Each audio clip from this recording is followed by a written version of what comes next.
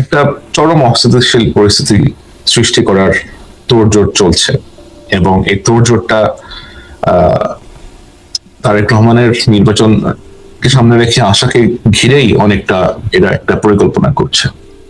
So যেহেতু এর মাঝখানে হাদির মতো একজন তরুণ নেতার মৃত্যু ঘটলো দুঃখজনক ভাবে, তারা এখন সামনে এই জিনিসটাকে এমন ভাবে প্লেস করবে আর কি, কারণ আগামীকালকে যখন তার জানাজাটা হবে, জানাজার পরবর্তী সময়ে বেশ বড় রকমের একটা অস্থিতিশীল পরিস্থিতি তৈরি করার পরিকল্পনা আছে। যারা এটা করার পরিকল্পনা করছেন, আপনি দেখবেন যে সোশ্যাল মিডিয়াতে একটু ঘাটলেই কেউ বলতেছে যে পুরো দেশ থেকে লোক আসতে হবে জানাজায় অংশগ্রহণ করতে, সবাই দলে দলে ঢাকায় আসুন। আমার যে সমস্ত সূত্র আছে তাদের সাথে আমি যাদের সাথে কথাবার্তা বলে, সূত্র মানে আপনার কোনো গোয়েন্দা সংস্থা অথবা কোনো সিকিউরিটি ফোর্সের সূত্র না, আমার সোর্সের সাথে সে যখন কথা বলেছে এরকম একটা কল রেকর্ড আমি শুনেছি। মানে সোর্সের সাথে কে কথা বলেছে? ওই শুটার? হ্যাঁ। আচ্ছা আচ্ছা, সেটি অবশ্য আপনি দেন নাই আপনার, মানে অনেক রেকর্ড। আমি কারণ I will never reveal my source, I can't reveal my source, but source যেটা আছে, সোর্সের সাথে যখন কথোপকথন হয়েছে ওইখান থেকে আমি শুনতে পেরেছি। সোর্স, আই রিকোয়েস্টেড হিম যে ক্যান আই হিয়ার, যে সে কি বলে অ্যাকচুয়ালি, ওইখান থেকে আমি শুনতে পেরেছি। তারা বহুদিন ধরে বলে আসছে প্রথম আলো, ডেইলি স্টার এই পত্রিকাগুলোর সাথে বিশেষ কোনো রাষ্ট্রের যোগাযোগ আছে, এই পত্রিকাগুলো বিশেষ কোনো গোষ্ঠীর পারপাস সার্ভ করছে। বহু মাস ধরে, বহু কয়েক বছর ধরে তারা এগুলো বলার চেষ্টা করছে এবং এই ইনস্টিটিউশন গুলোর উপরে এদের এক ধরনের ক্ষোভ, পুঞ্জীভূত ক্ষোভ আমরা দেখতে পাচ্ছি এবং এদেরকে আমরা আইডেন্টিফাইও করতে পেরেছি যে এই ব্যক্তি এবং এই গোষ্ঠীরা অ্যাকচুয়ালি কারা, তারা কি চাচ্ছেন। কারা কারা তারা এই ব্যক্তি এবং গোষ্ঠী? এটা যেহেতু এটা একটা রেকর্ডেড কনভারসেশন, আমার এখন অন রেকর্ডে গিয়ে তো আসলে আমার বলার কিছু নেই। আপনি যদি একটু গত 24 ঘন্টার একটু সোশ্যাল মিডিয়া স্ক্রাবিং করেন, আপনি খুঁজে পাবেন এরা কারা। এখানে কারা এই সালাফিজম আইডিওলজি আনতেছে, কারা এটা আমাদের সোসাইটিতে ইন্ট্রোডিউস করতে যাচ্ছে, এটা কিন্তু মোটামুটি রকমের পরিষ্কার। তো এই ধরনের অ্যাপ্রোচ নিয়ে, এই যে ধরেন আপনার বিভিন্ন রকমের অ্যাপ্রোচ তারা গ্রহণ করেছে, বিভিন্ন ধরনের ন্যারেটিভ আপনাদের কথা বললেন। এই যে মাহমুদুর রহমান উনি যেটা বলতে পারেন না সেটা ওই হাসনাদেরকে দিয়ে উনি বলেন, হাসনান সার্জিসকে দিয়ে বলেন আর কি, এটাই আমি জানি এবং এটা সবাই জানে। ওরা যে দলটা করে এনসিপির অনেক অনেক ছেলেরাই এটা খুব ভালো করে জানে যে মাহমুদুর রহমান এই জিনিসগুলো পুশ করে থাকেন।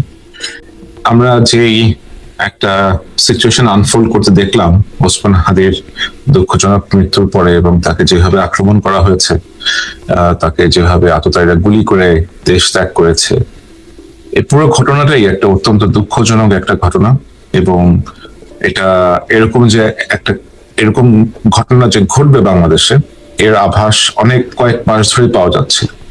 বিভিন্ন গোয়েন্দা সংস্থা এবং সিকিউরিটি অ্যাপারেটাসের সাথে ইনভলভড প্রায় সকলের কাছে এরকম ইনফরমেশন ছিল যে বাংলাদেশে ভিন্ন কোনো রাষ্ট্রের মদদে এরকম আক্রমণ হতে পারে এবং এটা হয়েছে। এটা হয়তো আমাদের কোন রকম সিকিউরিটি ল্যাপসেস আছে অথবা আমরা ওইভাবে প্রিপেয়ার ছিলাম না, কিন্তু এটা ঘটেছে এবং আমরা এই বিষয়টা অত্যন্ত দুঃখজনক। হাদির মতো একজন দক্ষ ছাত্র নেতার এভাবে মৃত্যু কখনোই মেনে নেওয়া যায় না। যারা জড়িত আছে এদেরকে অবশ্যই আটক করতে হবে, যারা এই পরিকল্পনা করেছে তাদেরকে অবশ্যই খুঁজে বের করতে হবে। যারা এদের সাথে জড়িত ছিল, আমরা দেখতে পাচ্ছি বিভিন্ন পত্রিকা, বিভিন্ন গণমাধ্যমে রিপোর্ট হচ্ছে যে এখানে বিপুল পরিমাণে অর্থের লেনদেন হয়েছে। তো এদের সবাইকেই আসলে খুঁজে বের করাটা অত্যন্ত গুরুত্বপূর্ণ। হাদির মৃত্যু পরবর্তী যে জিনিসগুলো আমরা দেখলাম, এখানে আমরা খুব স্পষ্টভাবে দেখতে পাচ্ছি বিশেষ কিছু গোষ্ঠী, বিশেষ কিছু ব্যক্তি সম্পূর্ণ নিজ স্বার্থ হাসিলের উদ্দেশ্যে, যারা বহুদিন ধরে বলে আসছে প্রথম আলো, ডেইলি স্টার এই পত্রিকাগুলোর সাথে বিশেষ কোনো রাষ্ট্রের যোগাযোগ আছে, এই পত্রিকাগুলো বিশেষ কোনো গোষ্ঠীর পারপাস সার্ভ করছে। বহু মাস ধরে, বহু কয়েক বছর ধরে তারা এগুলো বলার চেষ্টা করছে এবং এই ইনস্টিটিউশন গুলোর উপরে এদের এক ধরনের ক্ষোভ, পুঞ্জীভূত ক্ষোভ আমরা দেখতে পাচ্ছি এবং এদেরকে আমরা আইডেন্টিফাইও করতে পেরেছি যে এই ব্যক্তি এবং এই গোষ্ঠীরা অ্যাকচুয়ালি কারা, তারা কি চাচ্ছেন। কারা কারা তারা এই ব্যক্তি এবং গোষ্ঠী? এটা যেহেতু এটা একটা রেকর্ডেড কনভারসেশন, আমার এখন অন রেকর্ডে গিয়ে তো আসলে আমার বলার কিছু নেই। আপনি যদি একটু গত 24 ঘন্টার একটু সোশ্যাল মিডিয়া স্ক্রাবিং করেন, আপনি খুঁজে পাবেন এরা কারা। এবং এরা আপনার বিভিন্ন পার্টির সাথে, বিভিন্ন গোষ্ঠীর সাথে এরা আপনার এমবেডেড হয়ে গিয়েছে। নিশ্চয়ই খুঁজে পাবো এবং আমি হয়তো অবশ্যই। ধারণাও করতে পারি, কিন্তু এটা বলতে সমস্যা আছে নাকি? আমাদের মধ্যে কোনো ভয় কাজ করে যে আসলে না না না না, এখানে আমি তো ওদের নামটাম বলতে চাই না। একটা লোক আছে ল্যাংটা সুলাইমান নাম, ওকে যদি আপনি একটু সার্চ করেন ল্যাংটা সুলাইমান কে, আপনি এটা খুঁজে পাবেন। ওকে, আমি এটা বলতে চাই নাই আপনাকে। So you will find who he is, এবং সে কি ধরনের কার্যকলাপ করে বেড়ায়। তার সহযোগী অনেকেই আছেন দেশে বিদেশে, এবং সরকারের ভেতরেও আমরা তো সবসময় শুনে এসেছি যে আমাদের সরকারের ভেতরেও একটা শ্যাডো সরকার বিদ্যমান। এই শ্যাডো সরকারের সাথে যারা আছেন, শ্যাডো সরকার যাদের পারপোজ সার্ভ করছে, তারাই এগুলা সবকিছু ঘটিয়েছে। এই তারাটা আমি আরেকটু স্পষ্ট হওয়ার কি আপনার কাছ থেকে সুযোগ আছে কিনা? দেশে তাদের সহযোগী কারা, সরকারের ভেতরে কারা? দেশে তাদের সহযোগী আপনি যদি একটু দেখেন খতিয়ে, আমাদের উপদেষ্টা পরিষদের মধ্যে বেশ কয়েকজন অনেকেই আছেন যারা ধরেন নির্বাচনের পক্ষে শক্ত অবস্থান নিতে ওদের ইন্টারনালি অনীহা প্রকাশ করেছেন। এবং আপনি দেখবেন যে সমস্ত উপদেষ্টাদের এগেইনস্টে ক্রমাগত মিথ্যাচার, ক্রমাগত প্রপাগান্ডা চালানো হয়েছে, যে ব্যক্তিদের কথা বললাম এরাই চালিয়েছে সংঘবদ্ধভাবে মাসের পর মাস ধরে, সিন্স আগস্ট 2024। এই লোকগুলাই কিছু কাজ করার চেষ্টা করেছে, এবং এই লোকগুলাই ইলেকশনটা চায়। তো যারা ইলেকশনটা কন্ডাক্ট করতে চায়, যারা একটা প্রোগ্রেসের দিকে যেতে চায়, যারা দেশে আসলেও একটা গণতান্ত্রিক শক্তির ব্যাকড সরকার আসুক এটা চায়, ওই গোষ্ঠীটা ওদেরকেই এমন ভাবে পজিশন করেছে, এমন ভাবে তাদেরকে ভিলিফাই করেছে, যেন সাধারণের কাছে, সাধারণ পাবলিকদের কাছে তাদেরকে খুব বাজে ভাবে, শুধুমাত্র তাদেরকেই না, তাদের পরিবার সদস্যদেরকে পর্যন্ত অত্যন্ত নোংরা ভাবে প্রেজেন্ট করা হয়েছে। এবং এটা করে তারা এদের মনোবল ভাঙার চেষ্টা করেছে, এরা যেন পথ ত্যাগ করে চলে যান এটা করার চেষ্টা করেছে, কিন্তু তারা কোনোভাবেই লাভবান হননি। এবং ওদের ভিতরে যে লোকরা আছে, 2 থেকে 3 জন উপদেষ্টার মতো আছেন, আমি তাদের নাম বলবো না এখন, এটা আপনি আমাকে রিকোয়েস্ট করেন না নাম বলার জন্য, বাট সাধারণ লোকজন বুঝতে পারবে যে এরা কারা। এদের সাথে আবার আপনার যার কথা বললাম, আপনার সুলাইমান লেসু বলি আমি ওকে, লেসুর বন্ধু চক্র আছে একটা বাংলাদেশে, একটি বিশেষ পলিটিক্যাল পার্টির কিছু লোকজন আছে, আপনার ছোট একটা পলিটিক্যাল পার্টি, 2 অক্ষরের নাম, ওই পার্টির কিছু লোকজন আছে। এবং ছোটন নামে একটা ব্যক্তি আছে। ছোটনের নাম বলতে আমার কোনো সমস্যা নেই, আমি বহুবার বলেছি। ছোটন চক্র বলতে যেটা বুঝে থাকি আমরা, এবং ছোটনের ইন্ধনে আমাদের এখানে দেখেছি আমরা যে স্বরাষ্ট্র মন্ত্রণালয়ে বিশেষ একজন সহকারী করা হয়েছে খোদা বক্স নামে। খোদা বক্স এরপরে আসলো রোহিঙ্গা বিষয়ক উপদেষ্টা হয়ে এসে, রোহিঙ্গা বিষয়ক সহকারী হয়ে এসে একজন হয়ে গেলেন বাংলাদেশের নিরাপত্তা উপদেষ্টা। এই যে তাদের পোর্টফোলিও গুলো আছে, তাদেরকে যে এই টাস্ক গুলো দেওয়া হয়েছে, তাদের অ্যাকচুয়ালি কাজটা কি, তারা কি কাজটা করছেন বাংলাদেশে? আপনি যদি একটু ভালো করে দেখেন যে তাদের আসলে ইতিহাসটা কি, তারা কাদের সাথে ইনভলভ ছিল, তারা কি কি করেছে অতীতে, তাহলে আপনি অনেক কিছু বুঝতে পারবেন। তো আপনার কাছে একজন উপদেষ্টা আছে, আমি গতকালকে দেখলাম যে 2 জন উপদেষ্টার ব্যক্তিগত সহকারী একটা বিশেষ রাজনৈতিক দলের কর্মী ছিলেন আগে, ওই বিশেষ রাজনৈতিক দলের সাথে তারা যুক্ত ছিলেন। এবং এরকম শুধুমাত্র সহকারী না, আপনি আমাদের স্বরাষ্ট্র সচিব যিনি আছেন, আপনি ওনার রাজনৈতিক ব্যাকগ্রাউন্ড একটু যাচাই করে দেখবেন। আমাদের স্বরাষ্ট্র উপদেষ্টার কথাই আমরা সবাই বলছি যে এই লোক খারাপ, সে কোনো কাজ করছে না। হ্যাঁ, হতে পারে, হি ইজ ফেইলিং, কিন্তু তার উপরেও যে এই যে খোদা বক্সকে নিয়ে আসা হয়েছে, খোদা বক্সকে কেন নিয়ে আসা হয়েছে, খোদা বক্সের কাজটা কি? এনারা তার উপরে চলে গেলেন কি করে? কারণ স্বরাষ্ট্র উপদেষ্টা তো আমরা যদি পদ দেখি, তাহলে কোনোভাবেই মানে আর কেউ স্বরাষ্ট্র উপদেষ্টার উপরে নন আইন শৃঙ্খলা রক্ষায়। অবশ্যই না, অবশ্যই না।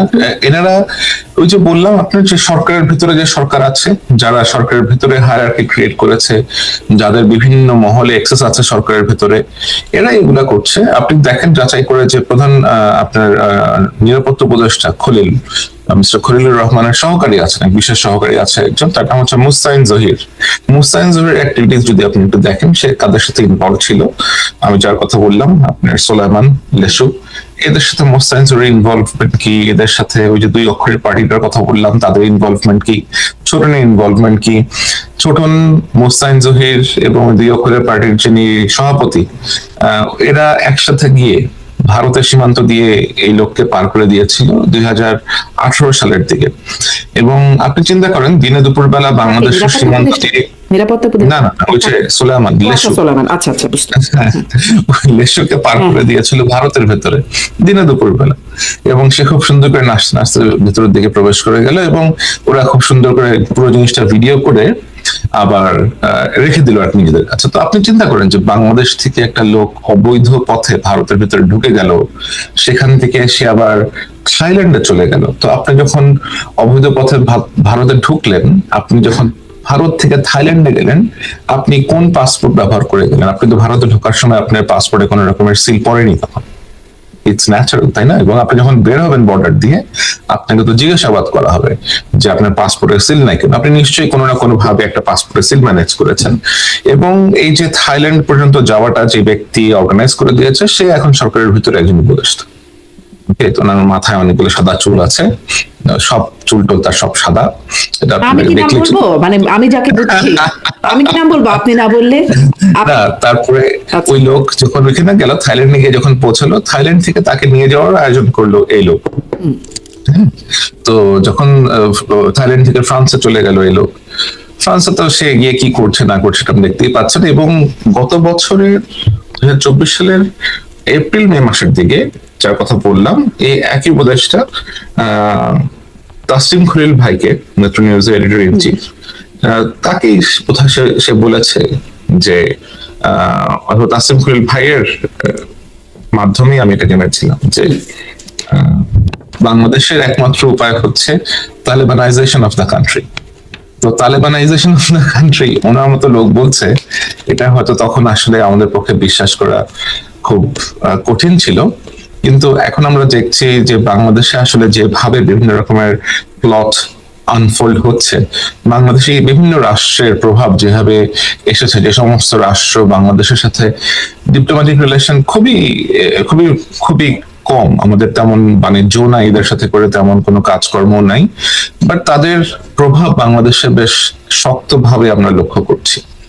তো সবকিছু মিলিয়ে বাংলাদেশে ধরেন আমাদের পার্শ্ববর্তী রাষ্ট্র যেটা আছে ভারত, এরা তো অবশ্যই গত 16 বছর ধরে আওয়ামী লীগের সাথে তাদের যে সম্পর্ক, তারা যেভাবে আওয়ামী লীগের সাথে কোঅপারেট করেছে এবং তারা সম্পর্ক এস্টাবলিশ করেছিল আওয়ামী লীগের সাথে, তাদের কাছে বাংলাদেশ রাষ্ট্র এবং অন্যান্য রাজনৈতিক দলগুলোর যেন আর কোন রকমের অস্তিত্ব ছিল না। তো এই যে তারা একটা বড় ভুল তারা করেছে, অথবা যেটাকে আমি ভুল বলবো কিনা, এটা তারা ইচ্ছাকৃত ভাবেই হয়তো এটা তারা এই কাজটা করেছে, এটা আমি এটা একেবারে গ্রহণযোগ্য না। তো এই কাজটার মাধ্যমে তারা বাংলাদেশের সাধারণ জনগণের সাথে কিন্তু তাদের একটা বড় দূরত্ব তৈরি হচ্ছে। কারণ তারা, তাহলে আপনার কথা থেকে একটু সামারি করি যে তাহলে সেই গোষ্ঠীটির কথা আপনি যেটা ইঙ্গিত করছেন, তারাই কি এখন দেশ চালাচ্ছেন? ডক্টর ইউনূস বা আমরা যে সরকার দেখছি সেটি আসলে কার্যকর না, এটা কি কার্যকর হলেও মানে সরকারের ভিতরে একটা প্যারালাল গভর্নমেন্ট আছে, একটা প্যারালাল গভর্নমেন্ট আছে যারা আসলে তালেবানাইজেশন প্রক্রিয়া চায়?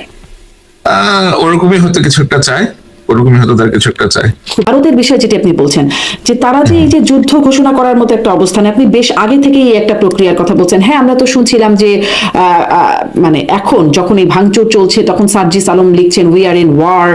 আমরা দেখছি হাসনাত আব্দুল্লাহ তো বলছেন বিচ্ছিন্নতাবাদীদের আশ্রয় দিতে হবে, সেভেন সিস্টার্সকে আলাদা করে দিতে হবে। মাহমুদুর রহমান বলছেন যে আমরা ভারত যুদ্ধ ঘোষণা করেছে। এর আগে আমরা দেখেছি ব্রিগেডিয়ার আমান আজমি, গোলাম আজম পুত্র, তিনিও বলেছেন সেভেন সিস্টার্স আলাদা করা, তাদেরকে সহায়তা করা। রাওয়া ক্লাবের সভাপতি বলেছেন, এরকম আসলে অনেকেই বলছেন। আপনি বলছিলেন যে আমরা তো আসলে যুদ্ধে যাবার মতো আমাদের সেই সক্ষমতাও নাই, বা এই সময় আসলে কে চায় যুদ্ধ? সক্ষমতা নাই, বাস্তবতাও। তাহলে তারা আসলে কি চাইছেন? মানে তারা এই যে যুদ্ধ পরিস্থিতি করে পারবো না। অবশ্য নায়েবে আমির, একটু আরেকটা লাইন একটু বলে দিই, জামাত ইসলামের নায়েবে আমির বলেছিলেন যে 50 লাখ তরুণ প্রস্তুত আছে ভারতের যুদ্ধ লাগলে। জি, এরকম তাহলে তো আপনি মিলিয়ে তো ফেললেন যে এই যে এই ধরনের মন্তব্য যারা করছেন অথবা করেছেন, তারা আসলে কতটা পলিটিক্যালি সাউন্ড। এবং যদি কেউ পলিটিক্যালি সাউন্ড হয়েও থাকেন এদের মধ্যে দুই একজন, তাহলে তারা কেন এরকম হঠকারী মন্তব্য করবেন? এরকম হঠকারী মন্তব্য আপনি তখনই করবেন যখন আপনার সামর্থ্য নাই, কিন্তু আপনি কিছু একটা করতে চাইছেন। এবং এটা কেন করতে চাইছেন? আপনি হয়তো লোক দেখাতে চাচ্ছেন, আপনি হয়তো নিজেকে প্রেজেন্ট করতে চাচ্ছেন যে আপনি একজন অত্যন্ত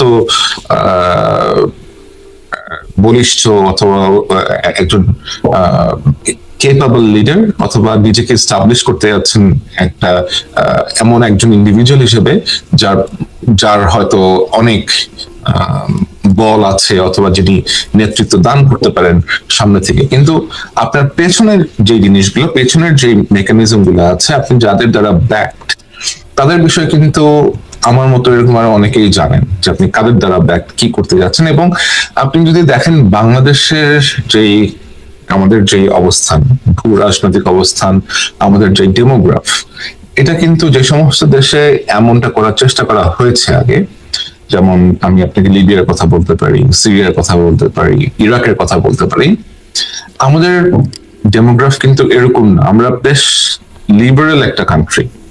আমরা এখানে হিন্দু, মুসলমান, খ্রিস্টান, বৌদ্ধ, আমরা সবাই সবার সাথে একসাথে মিলেমিশে বসবাস করতে পছন্দ করি।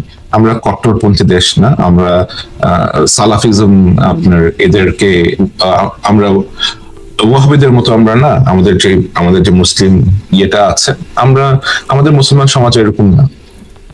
আমরা একটা মোটামুটি মডারেট লাইফ লিভ করতে চাই, আমরা শান্তিপূর্ণভাবে থাকতে চাই।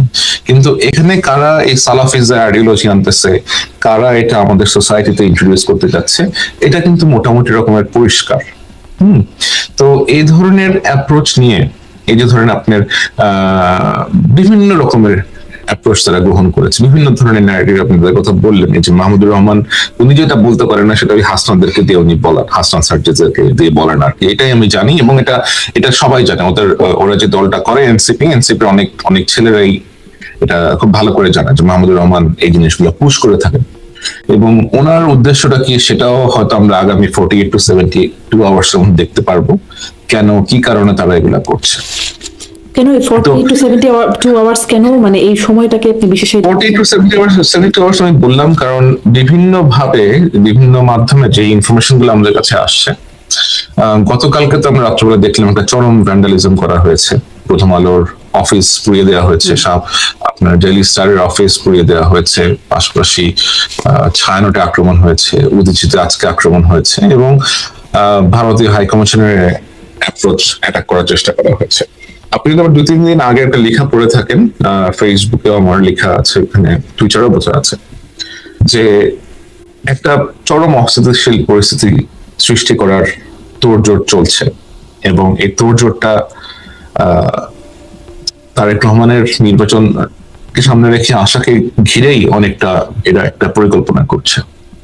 সো যেহেতু এর মাঝখানে হাদির মতো একজন তরুণ নেতার মৃত্যু ঘটলো দুঃখজনক ভাবে, তারা এখন সামনে এই জিনিসটাকে এমন ভাবে প্লেস করবে আর কি। কারণ আগামীকালকে যখন তার জানাজাটা হবে, জানাজার পরবর্তী সময়ে বেশ বড় রকমের একটা অস্থিতিশীল পরিস্থিতি তৈরি করার পরিকল্পনা আছে এদের। এই অস্থিতিশীল পরিস্থিতি মানে কি, যে এটা রাতে দেখলাম সেরকম কিছু, নাকি অন্য আরো কোনো অস্থিতিশীলতার কথা বলছেন? আমি আসলে এটা বিস্তারিত এখন বলে I don't create any kind of panic, কিন্তু যারা এটা করার পরিকল্পনা করছেন, আপনি দেখবেন যে সোশ্যাল মিডিয়াতে একটু ঘাটলেই কেউ বলতেছে যে পুরো দেশ থেকে লোক আসতে হবে জানাজায় অংশগ্রহণ করতে, সবাই দলে দলে ঢাকায় আসুন। বাংলাদেশে তো আসলে ধরেন জানাজার নামাজে কিন্তু ঢাকা শহরেও অনেক মানুষ বসবাস করেন, তারা অনেকেই আসবেন, আমি যতটা জানি অনেকেই যাবেন। আপনি পুরো বাংলাদেশ থেকে লোক নিয়ে এসে জানাজার নামাজ পড়তে হবে, এটা এমন আমার কাছে জিনিসটা একটু অবশ্যই চোখে লেগেছে। মানে কি জানাজার নামাজের পেছনে আসলে ভিন্ন উদ্দেশ্য আছে? সেটা হয়তো আমাদেরকে অপেক্ষা করতে হবে দেখার জন্য যে আসলে কি উদ্দেশ্যটা এদের আছে, এবং লোকজন জমায়েত করে তারা কি কোনো বিদেশি এমবাসিতে ব্রিজ করতে চায়। তো এই যে আপনি যে বলছেন যে একটা উদ্দেশ্য থাকতে পারে 48 থেকে 72 আওয়ার্স এর একটা, এই বিষয়কে আপনার তো অনেক মানে ভেতরে অনেক তথ্য আপনার কাছে থাকে, গোয়েন্দারা জানেন তো যে অস্থিতিশীল হতে পারে, তাদের কি কোনো প্রস্তুতি আছে? হ্যাঁ, অবশ্যই জানেন, অবশ্যই। আপনি জানেন তারা প্রস্তুত, নাকি হাদিকে গুলি করে পালানোর মতো ওই রকমই একটা প্রস্তুতি? না, হাদিকে গুলি করে পালানোর পরে আমার মনে হয় না যে এই দোষটা সম্পূর্ণভাবেই আসলে সিকিউরিটি এজেন্সিদেরকে এভাবে দেওয়া উচিত। কারণ যখন এই ঘটনাটা ঘটার পরে দেখেন একটা সময় তো ছিল, একটা পিরিয়ড তো ছিল, 4 থেকে 5 ঘন্টা পরে আইডেন্টিটিটা জানা যায়, এবং যারা তাকে পালাতে সহায়তা করেছে এরা কিন্তু বেশ স্মার্ট, এরা বেশ পরিকল্পিত ভাবেই তারা পালাতে সহায়তা করেছে। আপনি দেখবেন যে ওর যে মোটরসাইকেলটা ছিল, মোটরসাইকেলের পেছনে যখন গুলি করে তখন ওটার পেছনে যেটা সিএনজি ছিল, এই সিএনজি গুলাও কিন্তু তার দলেরই সদস্য, এবং তাদের পরিকল্পনা ছিল যে যদি ব্যর্থ হয় তারা এখান থেকে স্মোক স্ক্রিন তৈরি করে তারা এখান থেকে স্কেপ করবে, তারা এখান থেকে পালিয়ে যাবে। সুতরাং যারা এই পরিকল্পনা নিয়ে করেছে নিশ্চয়ই 1 থেকে 2 দিনের প্ল্যান এটা ছিল না, এটা অনেক দিনের প্ল্যান ছিল। এবং এই প্ল্যানিং এর কারণে আপনি দেখেন যে আমরা দেখতে পাচ্ছি এই ছেলেগুলা কিভাবে হাদির প্রচারণার ভিতর পর্যন্ত ইনফিলট্রেট করেছে। আপনি একটা ছেলেকে ঢোকালেন, কয়েকটা ছেলেকে আপনার প্রচারণার অংশ করলেন, এমন সেন্সিটিভ সময় এই ছেলেকে আমরা দেখলাম সে ইনকিলাব মঞ্চের অফিসে পর্যন্ত গিয়েছিল। তো নিশ্চয়ই পরিকল্পনা করেই তারা এই কাজটা করেছে, তাই না? জি, নিঃসন্দেহে। এবং এই পরিকল্পনাটা যে কিছু একটা আছে, তাকে যে 30টির মতো নাম্বার থেকে হাদিকে হত্যা সহ তার পরিবারের উপরে আক্রমণ ইত্যাদি নানান রকম হুমকি দেওয়া হচ্ছিল, সেটি যেমন জানা ছিল, সবকিছু আসলে গোয়েন্দাদের জানা ছিল। তারপরে এই ঘটনাটি তো না থামানো গেল, না তাদের পালানোটা, বেশ নিরাপদেই তারা পালিয়ে গেল। এখানে মানে আপনি বলছেন গোয়েন্দা ব্যর্থতার কথা বলা যাবে না, তাহলে কি এরকম কিছু বলার সুযোগ আছে? আমি শুধু তাদের দেওয়া যাবে না, কোনো মানে ইনভলভমেন্টটা কোথা থেকে? অনেকে বলছেন ডিপ স্টেটের ইনভলভমেন্ট আছে, আদৌ আছে কিনা আপনার কাছে, মানে এটাও একটু মানে জানতে চাই, ইনভলভমেন্টেরও কোনো ব্যাপার আছে কিনা? ইনভলভমেন্টের ব্যাপারটা আমার মনে হয় বেশ পরিষ্কার হয়ে গেছে যে এখানে কারা এটার সাথে করে ইনভলভ ছিল এবং কারা কোন উদ্দেশ্য নিয়ে এই ঘটনাটাই আপনার ঘটিয়েছে। আপনি দেখেন যে এই ছেলেটার আগে রাজনৈতিক অ্যাফিলিয়েশন কি ছিল, এবং এই ছেলেটা যাদের সাথে রাজনীতি করতো আমরা কয়েকটা নাম সামনে এসেছে, ইসমাইলের নাম সামনে এসেছে, আপনার সম্রাটের নাম সামনে এসেছে, আপনার জাহাঙ্গীর কবির নানকের ব্যক্তিগত সহকারী বিপ্লবের নাম সামনে এসেছে। এবং আমার যে সমস্ত সূত্র আছে তাদের সাথে আমি যাদের সাথে কথাবার্তা বলে, সূত্র মানে আপনার কোনো গোয়েন্দা সংস্থা অথবা কোনো সিকিউরিটি ফোর্সের সূত্র না, এটা আপনি বলেন আওয়ামী লীগ কেন্দ্রিক সূত্র বলেন, আন্ডারগ্রাউন্ড লিডার সূত্র বলেন, আমি তাদের সাথে অনেকের সাথে আমার কথাবার্তা বলতে হচ্ছে এটার বিষয়। এটা নিয়ে আমি যেটা বুঝতে পেরেছি যে it was a very much coordinated plan by আপনার বিপ্লব, সম্রাট, এই চক্রে মোহাম্মদপুর কেন্দ্রিক যে গ্যাংটা ছিল ওদের আওয়ামী লীগের, ওই চক্রের পরিকল্পনায় এই কাজটা করেছে। জি, আপনি তার পূর্বের রাজনৈতিক সম্পৃক্ততা বলছেন ছাত্রলীগ, আপনার পোস্টগুলো আমি খেয়াল করি, আপনি লিখেওছেন যে তার রাজনৈতিক সম্পৃক্ততা কেমন, মানে এই সম্পৃক্ততা আবার অনেকে এরকমও প্রশ্ন করছেন সেরকম সম্পৃক্ততা কিনা যেরকম করে সাদিক কায়েম সম্পৃক্ত ছিলেন, হাসনাত, সার্জিস, এনারা যেরকম সম্পৃক্ততা ছিলেন, যেটাকে এখন ইদানিং বলা হচ্ছে লুঙ্গির নিচে লুকিয়ে থেকে রাজনীতি করা, সেরকম আসলে এও লুকিয়ে থেকে, তাছাড়া এত কাছে আসলো কি করে হাদির? আচ্ছা, আসলো তিনি এরপরে যখন ছাত্রলীগ সবাই পালিয়ে বেড়াচ্ছে তখন সে ব্যাংক লুট করার মতো ঘটনা ঘটালো, আবার জামিনও পেয়ে গেল। এরকম একটা ক্যারেক্টার পোর্টফোলিওর একজন মানুষ একদম হাদির ডান হাত হবার মতো ঘনিষ্ঠ পর্যায়ে চলে গেলেন, এটা কিভাবে? এই ছেলেটাকে যদি আপনি ট্র্যাক করেন আপনি দেখবেন যে ছেলেটার মধ্যে বেশ কিছু ইন্টারেস্টিং ট্রেট আছে। সেগুলো কি, যে তার চেহারা সে প্রায় চেঞ্জ করে, তার চুলগুলো কখনো অনেক বড় বড় থাকে, কখনো সে স্পেক্স পরে না, কখনো সে কন্টাক্ট লেন্স পরে, কালার্ড লেন্স পরে, কখনো সে আবার চুল বেশ ছোট করে ফেলে, আবার বেশ অদ্ভুত রকমের একটা ফ্রেম চশমা পরে। এবং তাকে আমরা দেখেছি যে সে এই ঘটনার 1-1.5 মাস আগেও যখন সে অ্যারেস্ট হয়ে বের হয়ে আসে তখন সে একটা আওয়ামী লীগের ঝটিকা মিছিল করে, ওইখানেও সে ছিল, তাকে ওইখানে স্পট করা গেছে। এবং হাদির সাথে যে যখন ইনভলভ হয়েছে তখন কিন্তু তার অ্যাপিয়ারেন্স আবার চেঞ্জ, ঝটিকা মিছিলের অ্যাপিয়ারেন্স এবং তার হাদির সাথে যখন সংশ্লিষ্ট হয় সেই অ্যাপিয়ারেন্স কিন্তু একরকমের না। এবং এটা অনেকেরই তাকে চিনতে সমস্যা হবে যদি এভাবে সে আসে, কারণ তখন তো আসলে নির্বাচনী প্রচারণার সময় তো অনেকেই আসে, এবং হাদির পক্ষে অথবা টিমের পক্ষে হয়তো সেটাকে সেভাবে ফিল্টার করা পসিবল হয় নাই। বাট এটা জুলকারনাইন স্যার শুধু তো সে প্রচারণায় না, তার সাথে আড্ডায়, তার সাথে একদম ব্যক্তিগত আলাপচারিতায় ওয়ান কথা বলছেন, এরকম তো তাকে দেখা যাচ্ছে। শুধুমাত্র প্রচারণায় র্যান্ডম এসছেন এরকম তো না, তাকে তো খুব ভালো চেনা জানা বলে মনে হচ্ছে। এখন আমি যেটা বললাম আপনাকে যে যখন ইলেকশনের জন্য কেউ ক্যাম্পেইন করা শুরু করে, আর এই ছেলেরা খুবই ইয়াং ছেলে, হ্যাঁ, হাদি বলেন আপনি এবং অন্য যারা আসছে হাসনাত, সার্জিস, ওরা হয়তো ঢাকা ইউনিভার্সিটিতে পড়ার সুবাদে ক্যাম্পাসে কাজকর্ম করেছে, ক্যাম্পাস ভিত্তিক রাজনীতি করেছে, কিন্তু ব্রডার ওয়েতে কিন্তু অন্যান্য পলিটিক্যাল পার্টির কারা ছোটখাটো কর্মী, নেতা নেত্রী, মিড লেভেলের নেতা নেত্রী, এদেরকে কিন্তু আসলে ওদের চেনার সুযোগটা ওইভাবে হয় নাই। এই ছেলেকে চেনার সুযোগ হবে না যে 1 মাস আগে অস্ত্র নিয়ে ডাকাতি করতে গিয়ে আমার মনে হয় না, কারণ আপনি তার ফেসবুক থেকেও তো ওই ছবিগুলো দেখা গেছে, আপনি অনেকগুলো ছবি দিয়েছেন, তো তাকে কেন চেনা যাবে না? বাংলাদেশে তো আসলে কয়েকদিন এখন যে অবস্থা, কয়েকদিন পর পরে কত মানুষ অ্যারেস্ট হচ্ছে, আর যেটা বললাম আমি আপনাকে যে তার চেহারার মিলটা নাই। তার চেহারার যে মিলটা ছিল অস্ত্র সহ গ্রেফতার হওয়ার পরে, সে যখন আবার বের হয়েছে, তারপরে সে আবার চুল বড় করছে, আবার চুল বড় করার পরে সে আবার ঝটিকা মিছিল করছে, ঝটিকা মিছিলের পরে গিয়ে সে আবার আপনার তার হেয়ার কাট করে এরকম করেছে। সো এই যে তার একটা ট্রেন্ড, এটা বেশ সারপ্রাইজিং। মানে কথাটা শুনে একটা সিনেমার কথা মনে হচ্ছে, বাজিগার সিনেমা দেখেছি শাহরুখ খানের, লেন্স পড়লেই আর তাকে কেউ চেনে না, এরকম একটা পরিস্থিতি। মানে তার এই ব্যাকগ্রাউন্ড, এবং সে তো শুধুমাত্র হাদির সাথেই কথা বলছে তা না, ওই ঘনিষ্ঠ সার্কেলের মধ্যে অন্যরা তার সম্পর্কে কি জানেন, এটা কি আপনি জেনেছেন? তার বন্ধু বান্ধব বা তারাও কেউ অ্যাকচুয়ালি তাকে ডাউট করে, বিকজ আমি ঘনিষ্ঠ সার্কেলের দু একজনের সাথে কথাবার্তা বলে যেটা বুঝতে পারলাম, he was quite a sweet talker. সে বেশ মিষ্টি মিষ্টি করে কথাবার্তা বলে এদের ভেতরে আপনি বন্ধুসুলভ আচরণ করে সে এদের ভেতরে প্রবেশ করে গিয়েছে। জি, তাহলে কি ওই কনক্লুশনটা, মানে শিবির যেভাবে গুপ্ত ছিল ছাত্রলীগে, এখন ছাত্রলীগে সে গুপ্ত হয়েছে এদের মধ্যে? এরকম অ্যালার্মিং বিষয় হচ্ছে, এরকম কিন্তু একটা দুইটা না, এরকম অনেকেই আছে যারা ছাত্রলীগের সাথে ইনভলভ ছিল, তারা অনেক। আর আমি আপনাকে একটু আগে যেটা বললাম, যেহেতু ওদের জানার সুযোগ নেই, আর বাংলাদেশ তো আপনি ধরেন ছোট দেশ না তো, আমাদের একটা 20 কোটি মানুষের দেশ, এত পোলাপান, আপনি কাকে চিনবেন যে কে আগে কি করতো? ধরেন আপনার একটা ছেলে একসময় ফরিদপুরে ছাত্রলীগের রাজনীতি করতো, এই ছেলে ঢাকাতে এসে যদি মিশে যায় আপনার সাথে করে কোন একটা পলিটিক্যাল পার্টির সাথে, আপনি তো চিনতে পারবেন না, আপনি জানতে পারবেন না। কিন্তু এই ছেলেটা ঢাকারই ছাত্রলীগের একজন সাবেক।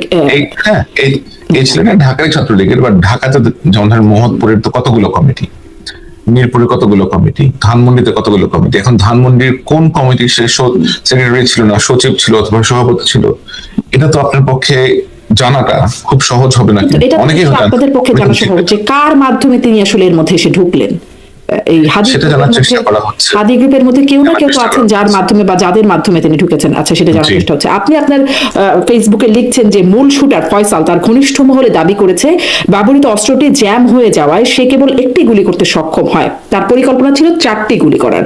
এই ঘনিষ্ঠ মহল কারা, মানে কাদের কাছ থেকে জানলেন? ওই যে আমি আপনাকে বললাম যে আমার যারা সোর্স আছে ভিতরে, আমার সোর্সের সাথে আমি যখন কথা বলেছি, তারা আমার কাছে যেটা দাবি করেছে মানে কি, যে আমার সোর্সের সাথে সে যখন কথা বলেছে, এরকম একটা কল রেকর্ড আমি শুনেছি। মানে সোর্সের সাথে কে কথা বলেছে? ওই শুটার? হ্যাঁ। আচ্ছা আচ্ছা, সেটি অবশ্য আপনি দেন নাই আপনার, মানে অনেক রেকর্ড। আমি কারণ I will never reveal my source, I can't reveal my source, but source যেটা আছে, সোর্সের সাথে যখন কথোপকথন হয়েছে, ওইখান থেকে আমি শুনতে পেরেছি। সোর্স, আই রিকোয়েস্টেড হিম যে ক্যান আই হিয়ার, যে সে কি বলে অ্যাকচুয়ালি, ওইখান থেকে আমি শুনতে পেরেছি। আচ্ছা, সেই গোয়েন্দা তৎপরতার কথা আবার একটু জিজ্ঞাসা করি, বা আইন শৃঙ্খলার প্রস্তুতির কথা। মানে সামনের দিনে আপনি একটা তালিকা বলছেন যে আরো অনেকেই আসলে তালিকাভুক্ত আছে যারা এই হিট লিস্ট, সেটা বিভিন্ন মাধ্যম থেকে আমি জানতে পেরেছি, বিভিন্ন সূত্র মাধ্যমে। এটা গোয়েন্দা সংস্থাও জানেন যে কারা এরকম এর মধ্যে আছেন, আপনি নজরদারির মধ্যে আছেন। এটা আসলে নাম তো আমি প্রকাশ করতে পারবো না, কারণ এটা প্রকাশ করা প্যানিক ক্রিয়েট করার কোনোই অর্থ হয় না। বাট যারা এরকম অবস্থা, এরকম ক্রাইসিসের মধ্যে আছে অথবা এরকম ভালনারেবল, তাদেরকে অলরেডি অনেককে আমি নিজে ব্যক্তিগতভাবে ইনফর্ম করেছি যে they should increase their security and their safety measures.